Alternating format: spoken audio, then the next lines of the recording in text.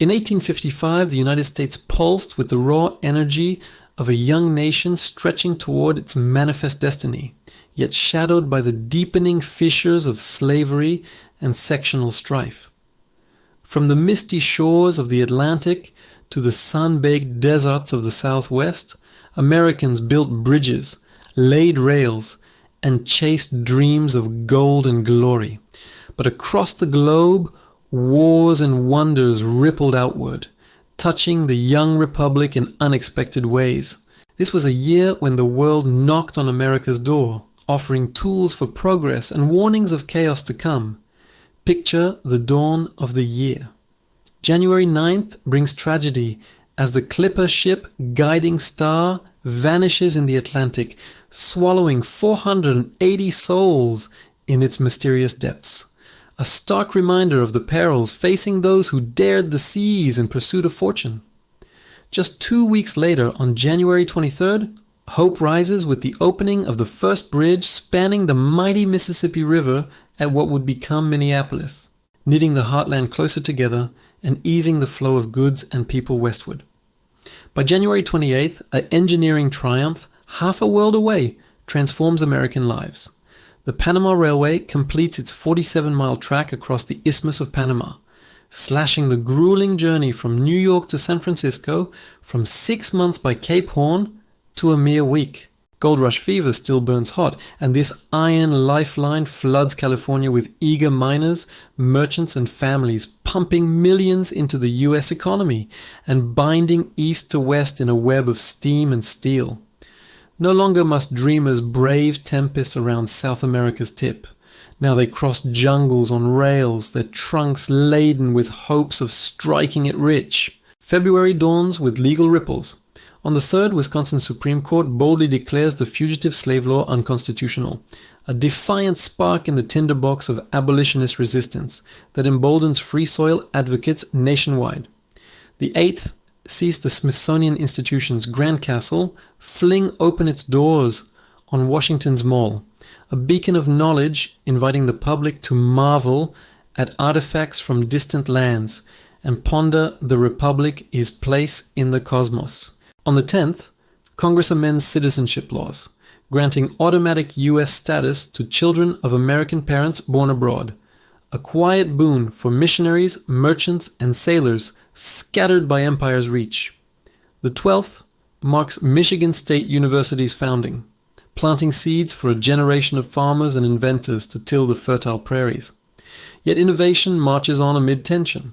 March 3rd finds Congress approving $30,000 for the U.S. Camel Corps, an audacious bid to import the ships of the desert for scouting arid southwest trails, envisioning humped beasts hauling supplies where horses falter.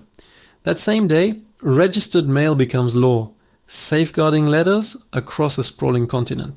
On the 8th, the first train rumbles over America's inaugural railway suspension bridge at Niagara Falls, a feat of daring that shrinks distances and whispers of a connected future. Across the ocean, the Crimean War grinds into its second year, a brutal clash of empires where Britain, France, and the Ottomans batter Russia's Black Sea fortress of Sevastopol. America watches from afar, officially neutral, but the lessons hit home hard. US surgeons volunteer by the dozens tending wounded amid trench horrors, while a military commission tours the front in mid-year absorbing tactics in rifled muskets, field telegraphs, and supply trains, innovations that will arm the Union just a decade hence. The war's financial tremors even rattle Wall Street, tightening credit and toppling banks in San Francisco, a contagion that underscores how Europe's blood feuds can bleed into American pockets. March 24th sees the founding of Manhattan, Kansas, soon a flashpoint in the brewing territorial storm, as free soil settlers pour in to claim the plains under the Kansas-Nebraska Act is shadow. That 1854 law, allowing voters to decide slavery's fate, has unleashed a migrant flood. Pro-slavery Missourians versus anti-slavery New Englanders, each side armed with Bibles, ballots, and Bowie knives. April brings fire to the streets. In Cincinnati, nativist mobs clash with German and Irish immigrants in riots fueled by anti-Catholic fervor. shattering windows and lives in a city swollen by Europe's exiles. On the 28th, Boston incorporates America's first veterinary college, a nod to the beasts, horse, ox, and soon camel, that power the nation's farms and frontiers.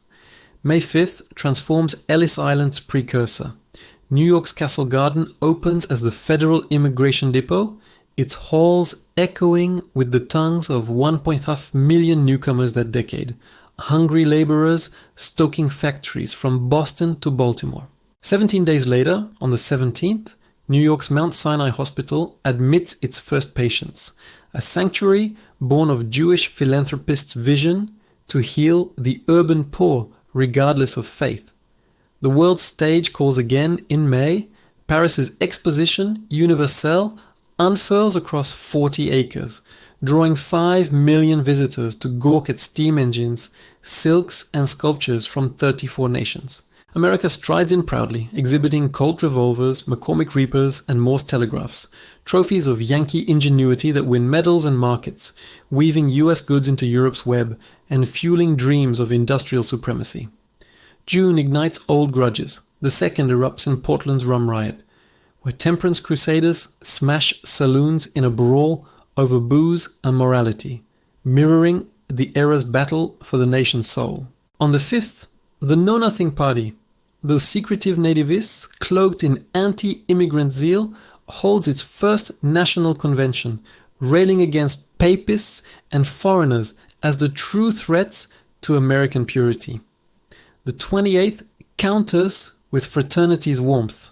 Sigma Chi is founded at Miami University, binding young men in bonds of loyalty amid the gathering storm. But July's true thunder breaks on the 4th. Walt Whitman, a Brooklyn carpenter turned poet, self-publishes Leaves of Grass, a slim volume of 12 untamed verses that sing the body's joys, democracy's roar, and grass's quiet democracy.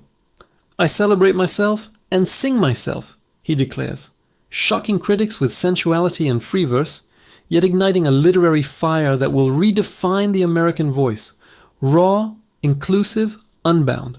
Expansion presses on. July 1st seals the Quinault Treaty, ceding vast Washington lands to the US while reserving a coastal strip for the tribe, another step in Manifest Destiny's relentless march. Autumn's violence crests in Kansas, the territory now bleeding from its wounds. The March 30th election had been a farce, Missouri border ruffians swarming polls to rig a pro-slavery legislature. But by November, free soilers fortify Lawrence against invasion. The Wakarusa war flares, militias clash along the river, shots ring out, and a young abolitionist falls, his blood the first stain in a guerrilla saga that will claim 200 lives over 4 years. This miniature civil war exposes the Kansas-Nebraska Act's fatal flaw: popular sovereignty as a spark to national powder. Innovation endures the din. March's kerosene patent by Abraham Gessner promises lamps brighter than whale oil, birthing Pennsylvania's black gold rush. October's Bessemer process for cheap steel looms, ready to forge rails, bridges, and rifles for the industrial age. Yet sorrow strikes swift. November 1st's Gasconade. Bridge disaster hurls a Missouri train into the river, drowning 31 in twisted metal. A toll on progress's price. As winter grips the land, September's fall of Sevastopol signals the Crimean War's weary end, freeing Europe to eye America's own unraveling. In 1855, the Republic tasted triumph and tasted blood. Rails spanned continents. Poems captured the soul. But Kansas's fields ran red with the ink of impending war. This year etched the divide, North against South, freedom against chains, that would soon tear the Union asunder, even as it forged the tools to rebuild.